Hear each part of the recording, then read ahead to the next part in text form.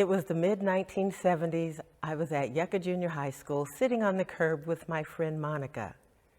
And she told me she was going to sneak out of the house and go to the Airmen's Club. I remember talking to her and saying, there are so many other ways to meet people closer to our age who are interested in you. I didn't want her to get in trouble, and I didn't want her to be put into a situation that she couldn't resolve. Fast forward, all of these years later, she says to me now, Daria, I wish I had listened to you. Now, fast forward 45 years, and I get a phone call, and it's Keisha. She says, I think I've had my first hot flash. So in my youth, I could see problems. I like to be able to find solutions, and things haven't changed. I wrote a book on perimenopause, hence Keisha listened, whereas Monica did not. But when Keisha called and said, Daria, I knew what to do. I asked her questions, and I said, were there other women in the office with you about your age? She responded, yes. I said, did any of them ask you or say to you, you might be having a hot flash? She said, no. So that is what I do, in that I help women understand in a comfortable way what's going on in their bodies.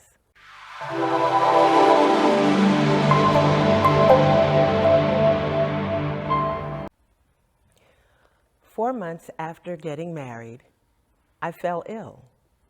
So I went to the doctor because I was in tremendous pain. And the doctor said to me, you need to have a hysterectomy. My response to him was, I'm an only child of a man who's always wanted to be a grandfather. And I just married a man who has prayed to be a father since he was a child. A hysterectomy is not in the question. So during this time, I started investigating what I could do regarding my health. And I did. I found something that worked for me. Did it work for a long term? No, it didn't. But it worked long enough that I was able to start asking other women, do you know what goes on with your body? Have you planned? Has anybody spoken to you about what happens? And the majority of them said no. So did I end up having to have the hysterectomy? Yes. But I bounced back. Those 2 men that I spoke about at the beginning, my father said, I would much prefer to have you than any grandchild I don't know. And my husband said, God picked you for me, and I don't know a child that we would have. So they were the winds beneath my wing to bounce back from this period where for many women it is a difficult, difficult time. But what it did was it allowed me to reach out to other women and be able to explain the things that go on. Hence, I wrote a book, Perimenopause, What Your Mother and Girlfriends Don't Tell You.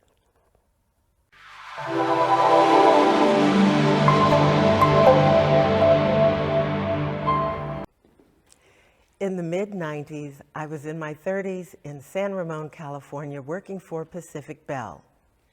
And then there was a merger, and we were bought out by SBC. I was called into the VP's office with my peers, the 2 other budget managers in our division. And she informed us, we've been bought out.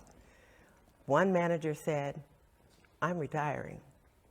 The second manager said, I'm retiring. And they looked at me. I said, I'm not going anywhere. So what ended up being 3 people doing 3 jobs was handed to me to do it all by myself.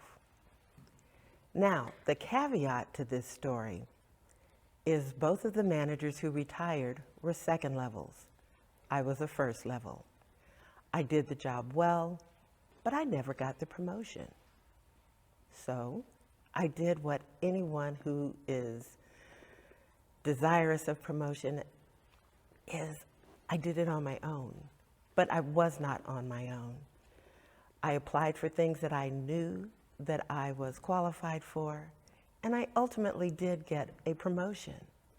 So one of the things I learned is don't do it alone, but also know who is in your corner, know who supports you, and work with them. During that journey, not only did I do the job of 3 people, but I also went to school and got a graduate degree. So I sit here and I tell you, when you're thinking you can't do it, and you're saying, but I'm here to tell you, you can. I did.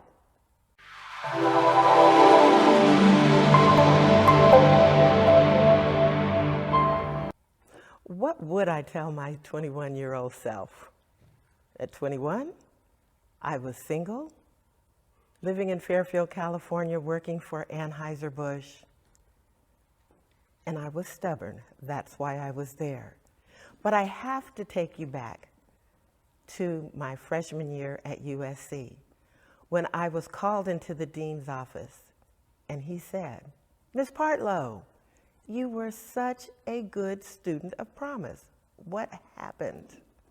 You came on academic scholarship, and now at the end of your freshman year, your GPA is less than 1.0. You're academically disqualified. I told you I was stubborn, and I didn't want to go to any other school than USC. That's how I ended up at Anheuser-Busch. I decided I would work." Now, did that go the way that I wanted it to? No. But what I've learned at 21, and what I would tell my 21-year-old self is, be discerning of what others tell you. Not everyone is in your corner. 2, monitor your health. The health you have at 21 may not be the health that you have at, say, 63.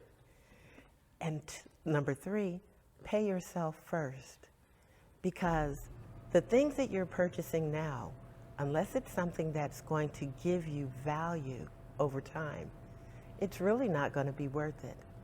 So those are the things that I would tell my 21-year-old self, because you just never know where you will end up in life. And the things that you do, they matter.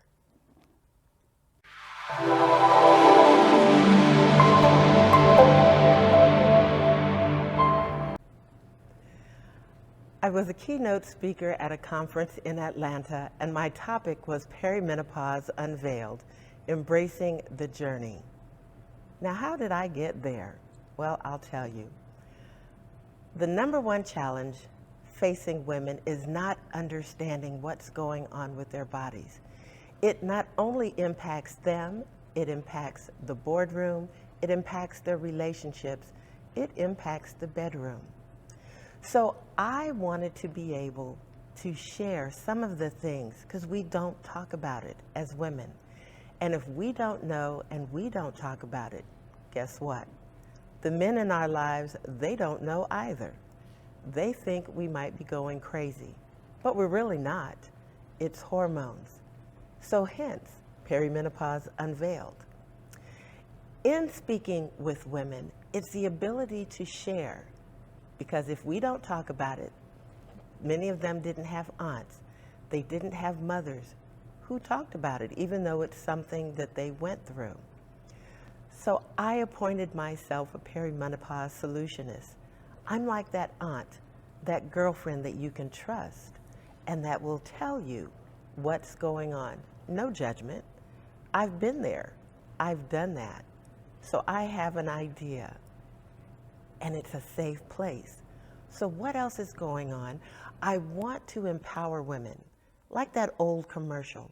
I want women to be able to tell 2 friends, and so on, and so on, and so on, and create a space and an environment where it is safe, where we can work on health, emotions, and the mental capacity.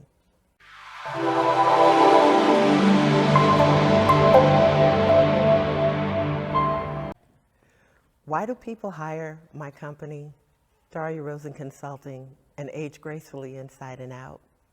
Well, let me tell you, I have had people who have purchased my book, women who have already gone through perimenopause, but they themselves have not had the conversation with their daughters and their granddaughters.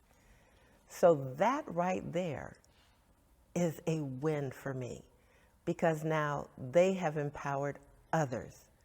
In addition, I've had husbands say to me, "Thank you for sharing this. Even though I've gone through it with my wife, this information would have been invaluable if I had known." So the challenges that we as families, as women face when we don't know, this is an opportunity to learn. This is an opportunity to share.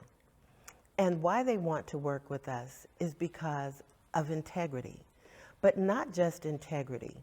It's, I want to talk to someone who is going to value me, someone who's not going to judge me, and someone who has been there, done that. And last but not least, to interact with them the way that I would want to be interacted with. There is nothing worse than if a woman goes to the doctor and says, "I think I'm having these symptoms," and they poo-poo it and say, "You're too young," or "No, that's not happening." You can listen to them, but you've lived in your body longer than anybody else.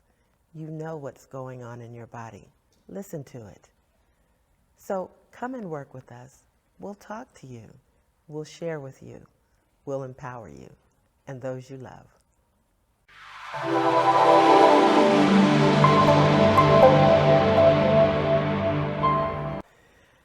I'm Daria Rosen, and I help women shake the fear, ditch the shame, and embrace the change as they graduate from their reproductive years to the next chapter of life.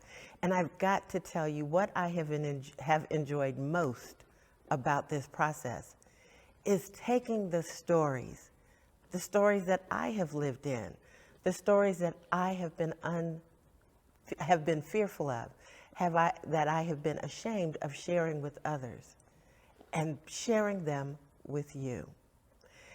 We were guided along this journey to take all of this information that makes me me, to share with you. It was not hand-holding completely. There is autonomy, but we were respected. It was fun. And I would recommend to any of you, if you are thinking that you want to tell your story, that this organization, headed by Shay Brown, is the one you need to use.